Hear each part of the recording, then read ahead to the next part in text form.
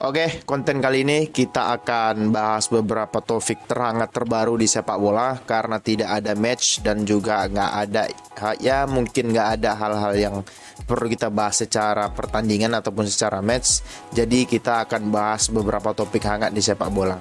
Oke, sebelumnya selamat datang kembali di channel ISWS Nightmare Football. Bagi kalian yang belum subscribe, silakan di subscribe, oke? Atau di like, di komen, oke? Pertama ada berita tentang Messi belum tentu bermain di Gelora Bung Karno ataupun di Indonesia pada saat Argentina melawan Indonesia pada 19 Juni 2023 nanti gitu. Nah begini, seperti yang sudah di video sebelumnya aku bilang, boleh dicek videonya terkait dengan kedatangan Argentina ke Indonesia gitu. Seperti yang sudah aku sampaikan di video itu, bahwasanya Erick Thohir mengatakan bahwasanya ada reporter yang bertanya apakah bintang-bintang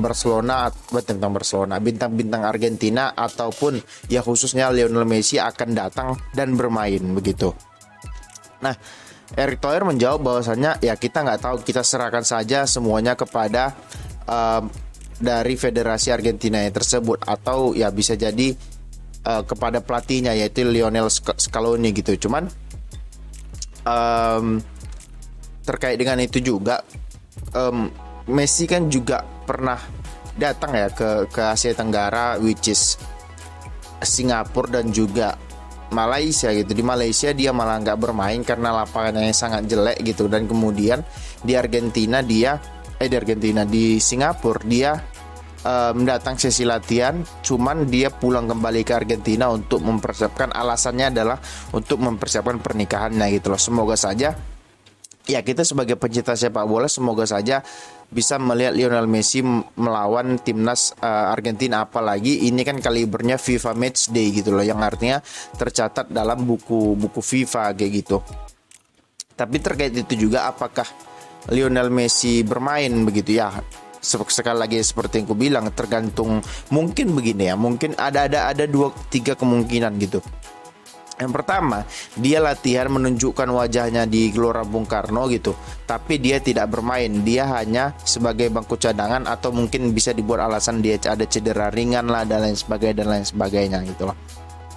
Yang kedua, dia bermain cuman ya bisa jadi 15 menit pertama atau 15 menit akhir. Mungkin sih 15 menit pertama atau babak pertama dia langsung digantikan, karena juga mungkin Lionel Scaloni ataupun Messi-nya berpikir bahwasanya Indonesia bukan lawan-lawan, ya kasarnya bukan lawan-lawan sepadannya Argentina lah begitu. Nah, yang ketiga adalah mungkin bisa jadi Messi itu tidak bermain sama sekali ataupun tidak latihan sama sekali, cuman dia hanya say hello saja ke Gelora Bung Karno. Dan juga ya dikabarkan terbaru bahwasanya Erick Thohir mengatakan tidak akan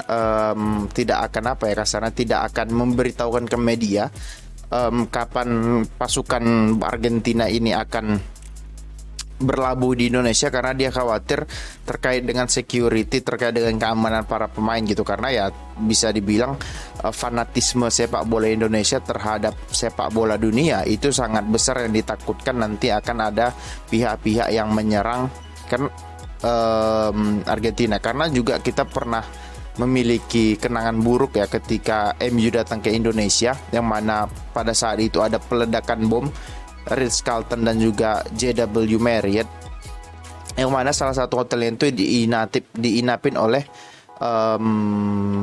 tim MU gitu, yang mana menurut kita itu adalah sebuah masa kelam lagi itu. Semoga hal yang demikian tidak terjadi lagi di Indonesia. Kita tentunya tidak mengharapkan itu gitu loh. Nah, tentu juga kita sebagai fans sepak bola berharap ya Messi-nya bermain. Kita mau lihat sejauh apa pemain Indonesia bisa berkembang pada saat melawan juara dunia sekaligus ranking 1 dunia tersebut ya gitu. Oke, topik kedua yang sedang hangat yaitu terkait dengan kembali lagi Messi yang dikabarkan akan kembali lagi ke Barcelona gitu loh. Gini, Messi di PSG dikabarkan memang sudah akan angkat kaki dari PSG gitu loh, karena ya salah satunya dia lebih milih nonton konser Coldplay di Camp Nou daripada perayaan juara PSG gitu. Nah, kontrak Messi memang sudah berakhir gitu musim ini, khususnya musim ini dia sudah kontraknya sudah berakhir, yang artinya dia akan datang ke klub manapun secara gratis kayak gitu. Nah, dari awal kedatangan Messi di PSG gini, menurutku dia tidak cukup bahagia, mungkin karena ada sosok Mbappe mungkin, atau mungkin dia tidak begitu mengerti bahasa Prancis, yang mana bahasa Prancis itu sangat sulit ya gitu, bisa buat lidah terkilir gitu ya kasarnya. Dan juga Messi kan bukan tipe orang yang apa ya, yang ekstrovert, yang gampang bergaul sih kalau aku lihat. Dia lebih pendiam, lebih introvert, tapi tidak yang introvert yang menyendiri gitu, nggak, cuman tidak lebih banyak bicara, dia lebih banyak menunjukkan bukti pada saat menggiring bola daripada ada apa ya, faktor eksternal di luar sepak bola kayak gitu loh. Itulah yang menurutku mental seorang Lionel Messi begitu. Nah, terkait dengan dia akan kembali ke Barca gitu ya, seperti kita ketahuin gitu, Barcelona memiliki masalah financial fair play gitu, yang mana ketika mereka ingin mendatangkan pemain, tentunya mereka harus menjual pemain dulu, apalagi ingin mendatangkan Messi. Walaupun memang Messi-nya datang secara gratis, cuman ya kali Messi mau digaji setengah dari gajinya di PSG kayak gitu, nggak akan mungkin. Setidaknya ya full kayak gitu loh, ngerti nggak? Jadi kalau misalkan Messi-nya mau ke Barcelona, ya kalau dia mau ke Barcelona dengan gratis, dan juga bukan dengan gratis, dengan digaji ya kurang lebih setengah dari gaji dia di PSG, itu pun mungkin Barcelona masih keberatan. Mungkin ya sedikit lah digaji sama Barcelona, digaji murah ya bisa-bisa aja. Cuman pertanyaannya, apakah Messi itu dibutuhkan Barcelona? Menurutku sih nggak butuh-butuh amat gitu, karena kalau Lionel Messi-nya main, tentunya ada satu pemain yang harus berkorban untuk posisi Messi, which is mungkin ini mungkin ya kayak Rafinha, kayak Dembele, mungkin akan kehilangan tempat gitu, karena untuk Lionel Messi. Dan juga Messi juga sudah tidak seperti dulu lagi ya, which is at least 5 tahun yang lalu sudah seperti itu, yang ingin ngepres, yang ingin mengejar bola gitu loh. Mungkin dia lebih banyak kepada otak daripada ototnya gitu, karena dia sadar kalau dia ingin bermain otot pasti dia kalah dengan pemain-pemain muda yang sekarang, yang didukung dengan sport science gitu, yang ya kasarnya secara fisik dan juga secara stamina pasti jauh di atas Messi kayak gitu loh, ngerti nggak? Ya, jadi menurutku kalau misalkan Barcelonanya, atau bisa jadi Messi datang bukan hanya sebagai pemain, tapi dia sebagai kasarnya sebagai simbol lah, karena ya bisa dibilang pemain terbaik sepanjang masanya adalah Messi kayak gitu, karena secara konsistensi, secara apa yang diberikan dia ke Barcelona, secara skill, secara bakat dan lain sebagainya, ya Messi ya the best gitu loh di Barcelona. Walaupun ada nama-nama kayak Johan Cruyff, ada nama-nama kayak siapa lagi, Romario, ada nama kayak Ronaldinho gitu. Cuman ya tidak ada yang sekonsistensi Lionel Messi, bisa bermain sampai ya kasarnya sampai 10 sampai 15 tahun masih berada di top performanya kayak gitu loh. Dan kemudian pindah ke Barcelona karena ya Barcelona nggak sanggup bayar gitu. Itu aja intinya itu. Karena kalau Barcelona memaksakan untuk tetap menggaji dia pada saat itu, pasti akan ada pemain lain yang dilepas. Kalaupun tidak dilepas, terkena financial fair play gitu, karena mereka membeli pemain yang jor-joran tapi tidak memperhitungkan sisi finansialnya begitu. Dan juga masih tentang Messi ya, ketika dia di PSG kelihatan bahwasanya pemain ini nggak nyaman gitu, tidak sebergairah bermain ketika di Argentina. Bisa dilihat pada saat Lionel Messi bermain untuk Argentina, maksudnya gairah dia bermain itu sangat tinggi gitu. Maksudnya ketika dia di Argentina kelihatan sosok leadershipnya, kelihatan skillnya itu keluar. Dia mau di Copa America, laga persahabatan, mau laga kemarin di World Cup gitu, semuanya itu keluar gitu loh, karena dia merasa nyaman, dia merasa enjoy di klub tersebut, dan dia merasa dihargain gitu loh. Karena ketika dia di PSG, menurutku dia tidak begitu dihargain ya sama pemain-pemain lain, karena satu, dia bukan dari negara tersebut, yang kedua dia kasarnya kan walaupun dia bintang, tapi kasarnya dia juga pemain baru yang ada di klub tersebut, yang artinya dia tidak bisa semena-mena, yang artinya dia masih punya senior kayak Marquinhos, bahkan Mbappe, Neymar, Verratti kayak gitu.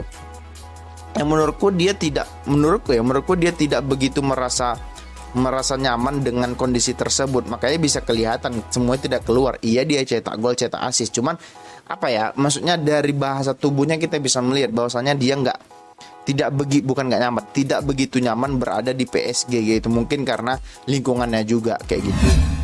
Oke, berita selanjutnya itu ada berita tentang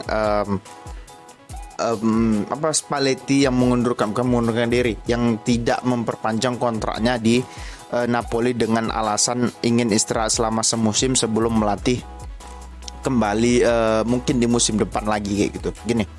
Menurutku Napoli itu menjalani musim yang sangat luar biasa di bawah Spalletti musim ini gitu loh, yang mana mereka juara Liga Italia gitu, walaupun mereka kalah di Liga Champions oleh AC Milan. Cuman menurutku kalahnya mereka juga nggak yang buruk-buruk amat mereka kalahnya kayak gitu, karena memang mereka nggak bisa kurang efektif lah, kurang klinis lah untuk menyelesaikan peluang di depan gawang kayak gitu loh.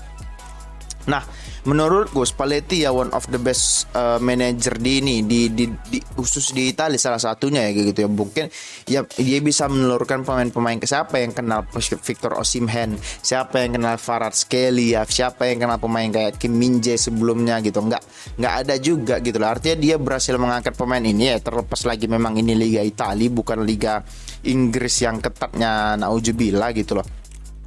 But it's okay gitu, nggak ada masalah. Tapi kembali lagi kalau aku bilang salah satu faktor yang mendukung Napoli itu bisa juara ya, kembali lagi itu sosok seorang Spalletti kayak gitu loh. Karena sebelumnya kayak Mauricio Sarri pernah di situ gitu loh. Terus si siapa lagi? Terus dikabarkan Napoli mengincar Luis Enrique, cuman Enrique-nya dikabarkan menolak karena Enrique itu lebih memilih klub Inggris daripada lebih memilih untuk melatih klub Inggris karena karena duit, apalagi itu karena duit satu, yang kedua kedalaman skuad dan juga popularitas liga gitu. Karena menurut Enrique mungkin menurut Enrique Liga Italia itu masih liga yang terbelakang gitu loh. Bukan masih sih, sudah liga yang terbelakang karena tidak mau invest dan juga tidak mau improve gitu loh. Nah, yang selanjutnya itu menurutku Enrique juga ya pelatih dibilang kayak taktik enggak lah, so-so lah gitu. Karena kalau kita lihat pada saat di Barcelona, murni itu permainannya Barcelona itu murni dari sebelah kanan gitu, ngerti nggak? Artinya bermain lewat Alves, kemudian Messi masuk ke dalam, terus mengandalkan Messi, Suarez dan Neymar ketika di kotak penalti. Begitu saja, tidak yang sevariatif kayak Barcelona sebelumnya lah, tidak sevariatif seperti Manchester City sekarang gitu loh. Cuman ya kembali lagi mereka punya trio yang buas di depan gitu loh. MSN, Messi, Suarez, Neymar yang pada saat itu sedang dalam masa-masa peaknya, masa-masa topnya kayak gitu loh. But it's okay, nggak masalah. Dia berhasil membawa Barcelona meraih treble winner ya kalau nggak salah. Dia di tahun itu treble winner, mengalahkan Juventus di Liga Champions di finalnya gitu. Cuman ya kembali lagi kalau aku nanya apakah Enrique cocok di Liga Inggris, mungkin cocok kalau dia diberikan pemain-pemain yang top juga gitu loh. Makanya dari itu nggak mau dia melatih Italia, melatih Napoli, karena dia tahu pemainnya juga kemungkinan besar akan pindah klub musim ini kayak Kvaratskhelia, Kim Min-jae ataupun Osimhen. Kemungkinan ya salah satu dari tiga ini pasti akan pindah musim depan gitu, karena banyak juga ya kayak Osimhen diincar Chelsea, MU, Madrid, bahkan Munson gitu, Kvaratskhelia juga, Kim Min-jae juga gitu loh. Artinya tidak ada jaminan bahwa saya pemain bintang yang ada sekarang itu akan bertahan, karena ya manajemennya butuh duit gitu loh. Karena tujuan mereka bentuk pemain kemudian dijual semahal-mahalnya. Dan kayak Osimhen kan dibeli 70 ya dari Liga Perancis ya, pasti mereka minta minimal 2 kali lipat ya, 140 atau 120 gitu, 120 atau 140 kayak gitu loh. Jadi ya mereka juga nggak merugi gitu. Oke, yang selanjutnya itu ada Benzema yang kabarnya ditawari oleh klub Arab dengan nilai kontrak 2 tahun sebesar 400 juta euro, yang berarti dia akan mendapatkan uang yang sama dengan apa yang didapat Ronaldo di Al Nassr gitu.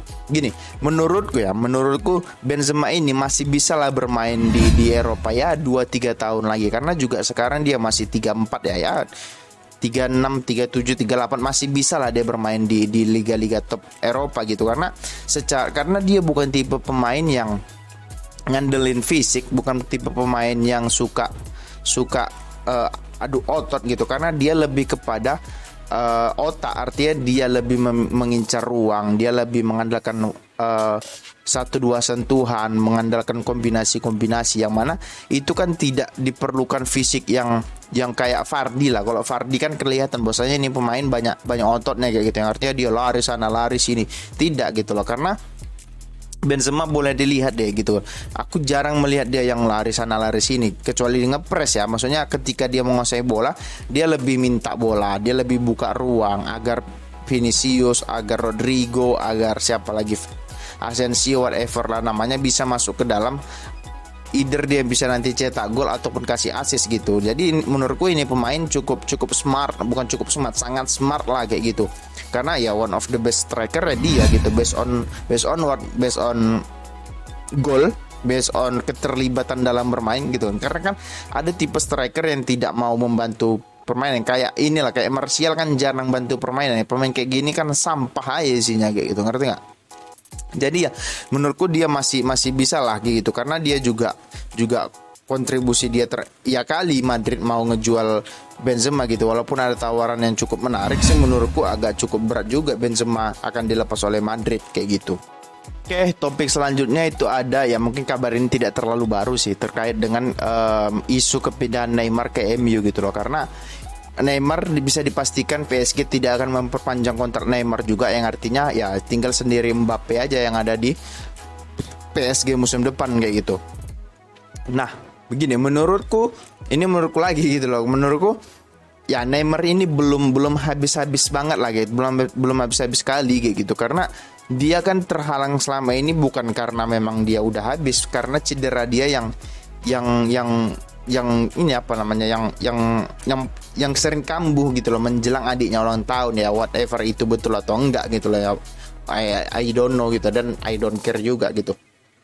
Tapi mungkin cederanya itu didukung karena pola hidup dia mungkin yang tidak sehat, mungkin yang sering poya-poya, sering minum-minum, sering maaf cakap, sering main perempuan, sering ke clubbing kayak gitu ya. Artinya hal yang begitu kan bagi atlet sangat mendukung, apalagi bagi pesepak bola yang bermain itu 90 menit harus terus berlari kayak gitu. Menurutku salah satu alasannya mungkin karena gaya hidup dia mungkin yang tidak sehat, tapi secara skill menurutku dia pemain paling skillful yang ada sekarang kayak gitu loh, yang konsisten kayak gitu.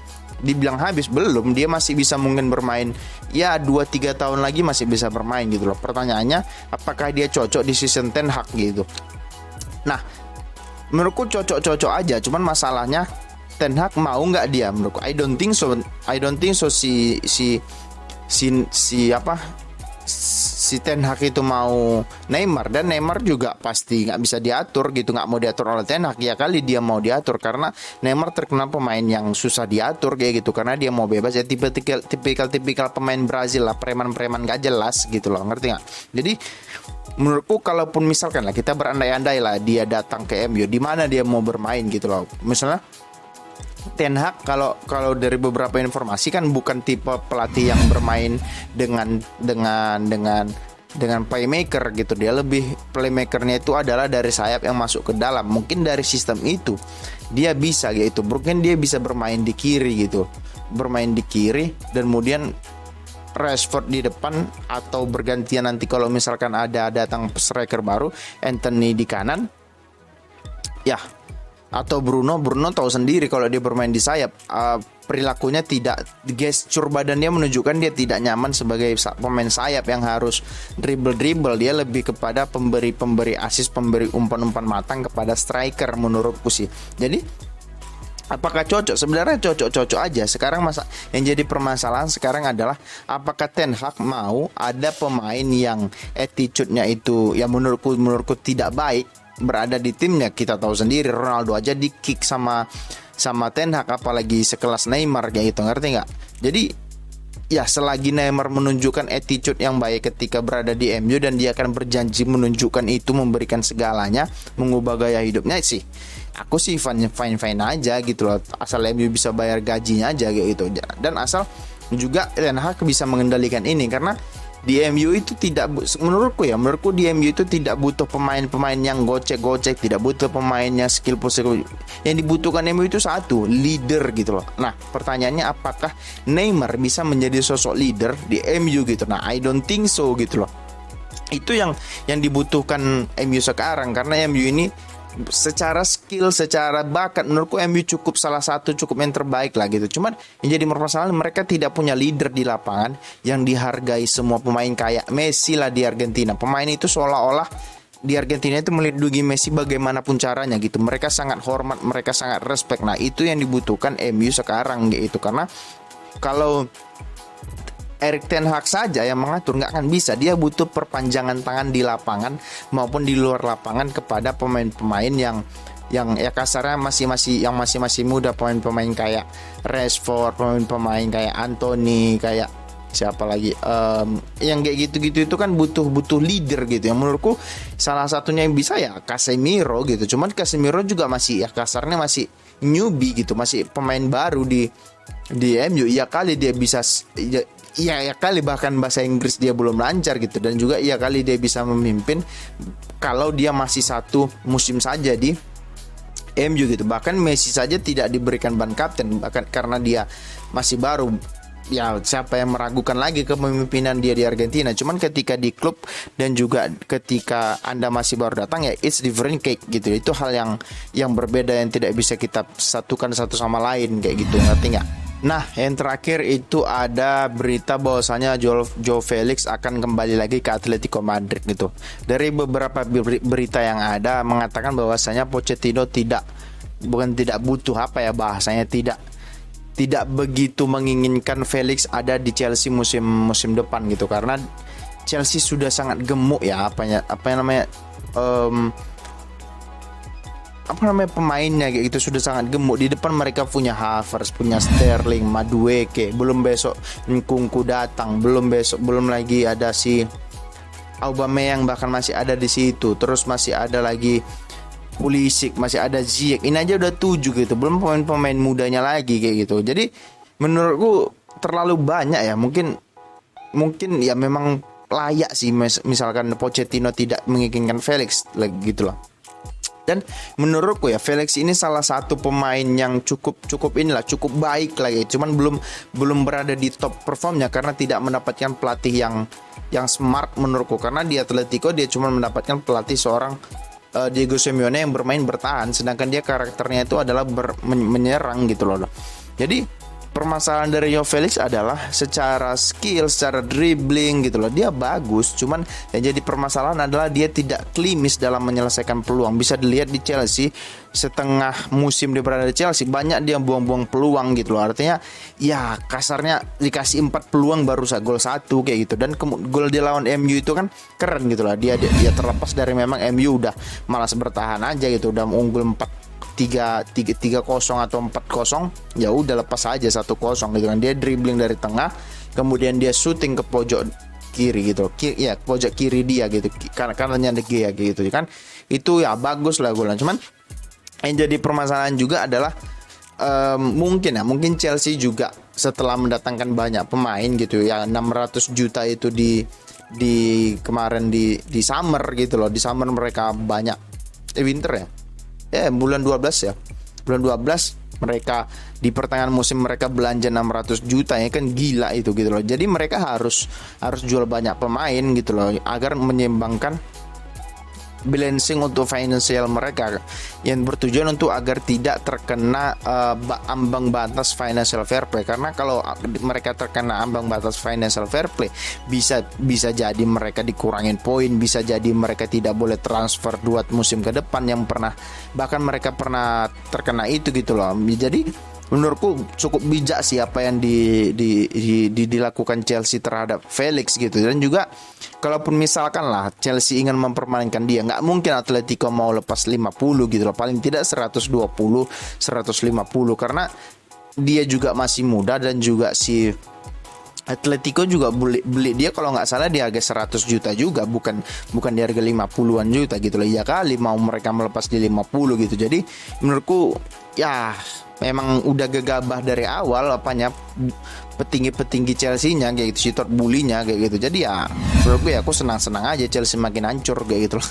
Sorry to say fans Chelsea, bukan aku benci, enggak, cuman karena menurutku selagi di bawah Todd Boehly dan juga tidak adanya manajer dan juga direktur olahraga yang memadai, jadi menurutku masih akan gitu-gitu aja Chelsea kayak gitu loh, bukan ingin head speed atau lain sebagainya kayak gitu.